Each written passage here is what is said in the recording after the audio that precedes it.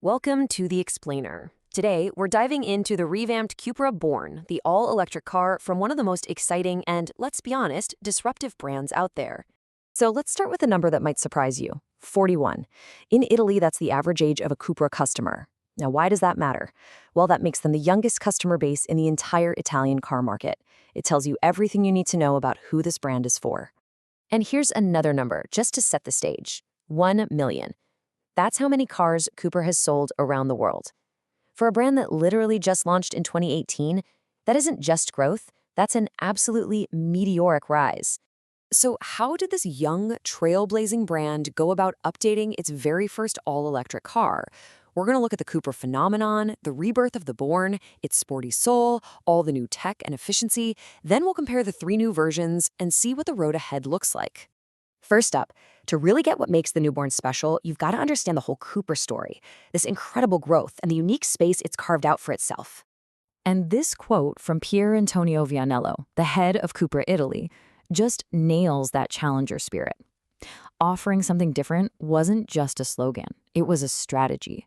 They went after a younger, design-savvy crowd that a lot of the older brands were kind of ignoring.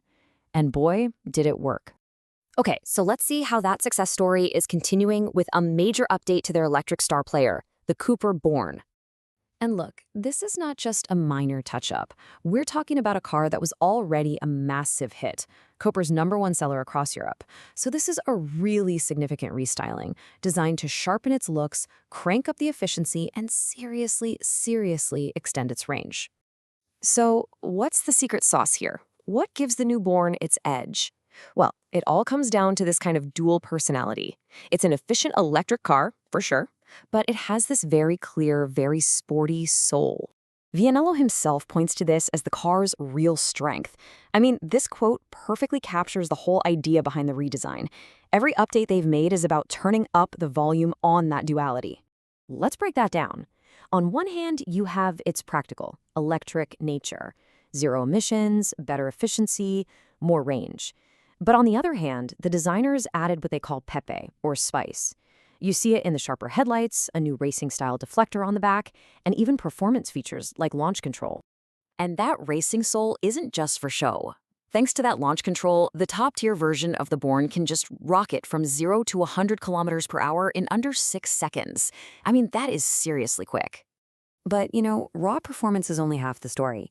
It's matched by some really big upgrades to the car's tech and its overall efficiency.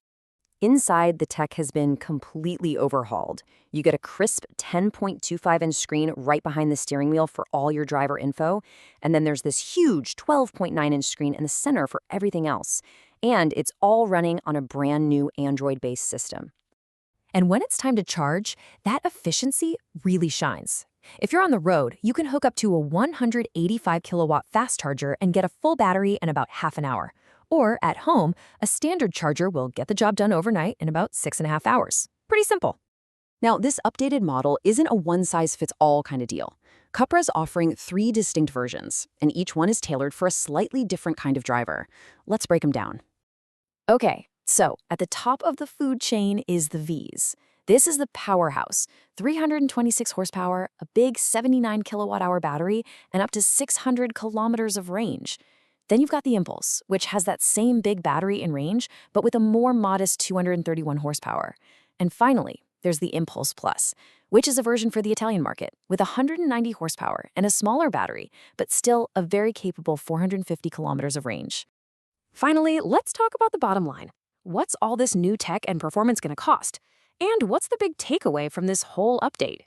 Well, while the official price list isn't out till the spring, the word is that the pricing will stay super competitive, right around where the last generation was. And that suggests you're getting a whole lot more value packed in for a similar price.